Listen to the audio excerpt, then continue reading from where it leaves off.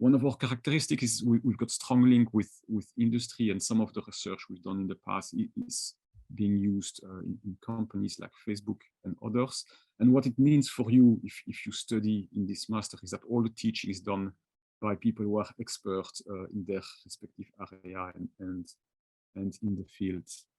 So yeah, I'd like to start by talking about who is this MSc for. And in the main session, there were questions about the difference between MSc, CS, computer science, or SS, or MSc software engineering. And one thing to stress about this MSc is this is an MSc where the entry requirement is that you already know how to program. So where you have an undergraduate degree in computer science, or you might have several years of experience as a software engineer. But all our modules are designed with the assumption that you already know how to program and you're familiar with several programming languages, and at least one of those is an object-oriented programming language.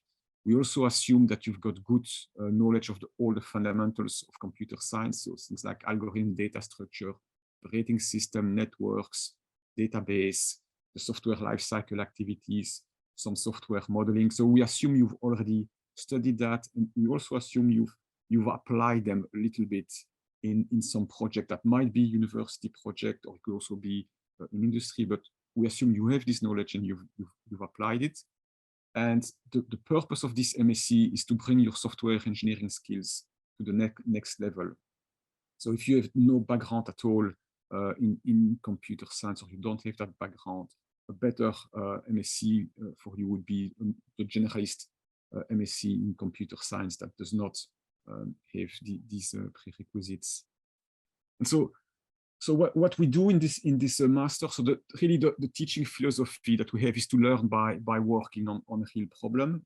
You've seen in the main session they talk about the IXM network, and this is actually something that was initially created in the context of this master. So throughout the year, everyone in this MSc will work on projects with industry, and typically group projects. And some of the recent clients and collaborators are companies like Microsoft, IBM, Intel, Avanade, which is an IT consultancy company, the NHS, which is the National Health Service in the UK, IFRC, that's the International Foundation for the Red Cross and Red Crescent, and many many others. And then the MSc covers all core software engineering topics, requirements, architecture, validation and verification, development practice like continuous integration, code reviews, professional practice, which is about project management and ethics, and also research methods. Because if you're a software engineer, whether you do a PhD or not later, it's important to be able to understand the latest research, because one of the things you need to do as a professional software engineer is to always learn about the new things that are coming up. And so being able to read research paper and be critical about what's being presented, either from academic or industrial research, is important. And this teaching includes a client group project during the year that start in term 1 and continue in term 2. And then in addition to these group projects during the year that are relatively small scale, you have a bigger scale software project over the summer. I'll talk about that just in a second. You can also choose two options. So one option in term 1, which is before Christmas, and another option in term 2.